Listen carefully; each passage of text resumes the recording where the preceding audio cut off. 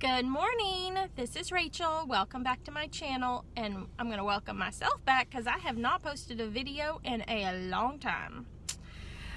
So what's been going on with me? How'd Thanksgiving go? I know these are questions you're wondering, right? Thanksgiving was amazing.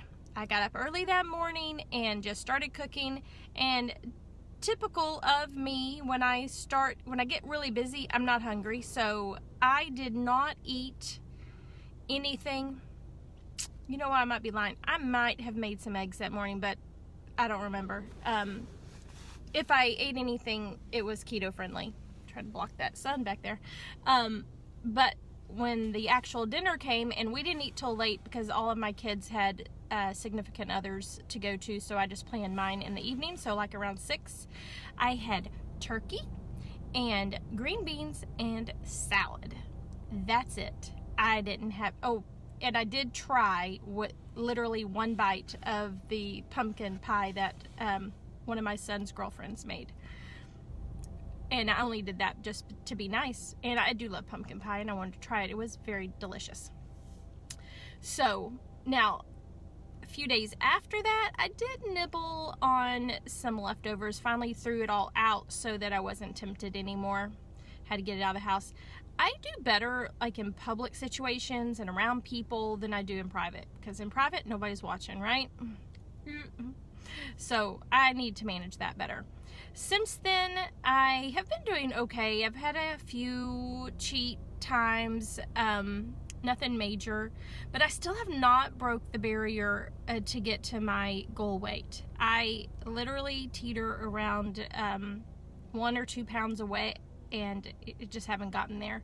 And it's not because of the diet. I know it's because of these cheat days that I have. I've been kind of going up and down, just haven't been focused for even like a 2-week straight period. Like, I want to say Saturday night, I made this big to-do with my family to make Christmas cookies, and I ate some. I mean, I'm just setting myself up for a failure when I'm making Christmas cookies, but 'tis the season. I haven't really gained any weight, so I just haven't been able to break my barrier. I'll get there eventually. It's no problem. So, I've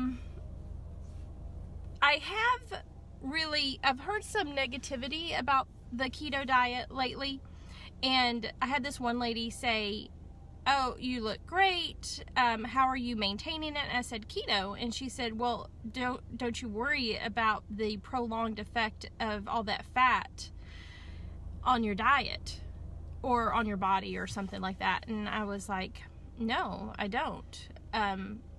Everything that I've researched says that your blood work stays good.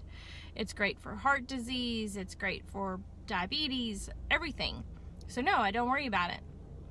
And she was saying that her brother-in-law and then a friend of hers actually had gone to the doctor after being on keto for a while. I didn't actually ask how long they had been on keto, and both of them had bad blood work come back, like high cholesterol and stuff. So, like I said, I didn't ask a lot of questions, but I'm going to assume that they were either not on it long enough for their markers to come down, or B, they weren't really strict keto. So people hear keto and they're like, high fat. It's not all this eat a ton of fat. It burns a lot of fat. That's the difference. You don't have, in the beginning, just to get yourself fat adapted, you can add in a lot of extra fats. I don't shy away from fat, meaning I go for the chicken thighs instead of the chicken breast, if I can. Out at restaurants, that's all they have are chicken breast. But, and I will eat some avocado, and I pick a high-fat dressing as opposed to a low-fat dressing, because the low-fat ones have a lot of carbs in them. The high-fat ones don't. So that's the difference there. I'm not just picking a high-fat one just to get high fat. And when I'm in the mornings when I cook my eggs, I don't do like Butter Bob and add in a whole bunch of extra butter just to get fat. I've got plenty of fat on my body that the keto diet can use. And that's the goal. I want it to use my fat that's in my body. So these people that are out there thinking keto, let me just add in every bit of fat in the world. Well, one, you're not going to be losing a lot of weight, because if you're feeding your body all this extra fat, the ketones will use that fat for your energy.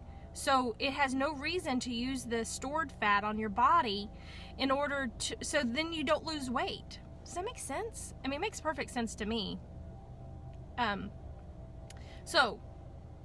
I'm not an expert, people. I'm not a doctor. This is just the research that I've done and experimentation on me. In the beginning, because your body's used to using glucose for energy and you're depleting your body of all that glucose, then add in some extra fats just to get you over the hump and to get yourself fat adapted, okay? Also, adding in the extra fats like heavy whipping cream, I think also, excuse me, also helps you to kind of get used to this diet in your mind, because you're not depriving yourself. Like in the beginning, if I was to think like, oh my God, I can't have any carbs, can't have any of the good stuff, it helped me to think, but I can make all these great sauces with like cream cheese and heavy whipping cream and, you know, Alfredo sauce, all of that. That helped me a lot. And I still will eat that I just for time's sake, I don't do it all the time, but you can't deprive yourself of everything and then expect yourself to stay on this type of a lifestyle forever, unless you're just weird. And I know some weird people that do it, and I don't mean weird in a bad way, just that you're not so addicted to food that you can just use food as fuel, which is #goals. That's what I'd like to do. Just think of it as fuel. You're just feeding your body, and so it doesn't really matter what it is, bland or whatever. Anyway, I say make the most delicious recipes you can. Just keep them low carb.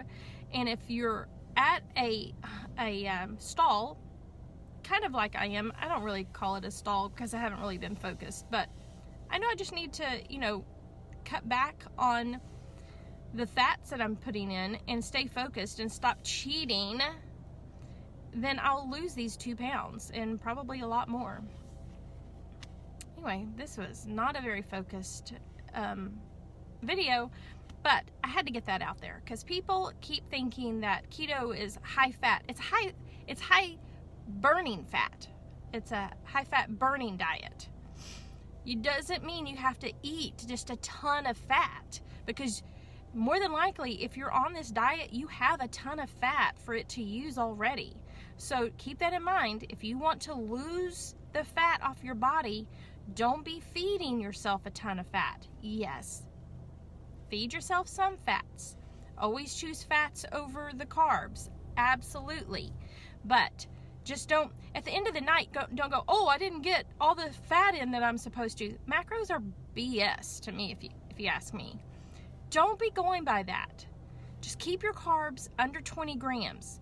Listen to your body. If you're hungry, eat. If you're not, don't. Don't think, oh, I need to go make a fat bomb because I have extra fat to spare. You don't. Just let your body use the fat that's on your body. All right, that's enough of that rant. Hope you'll have a great day, and I promise I won't take so long. And I appreciate all the new followers.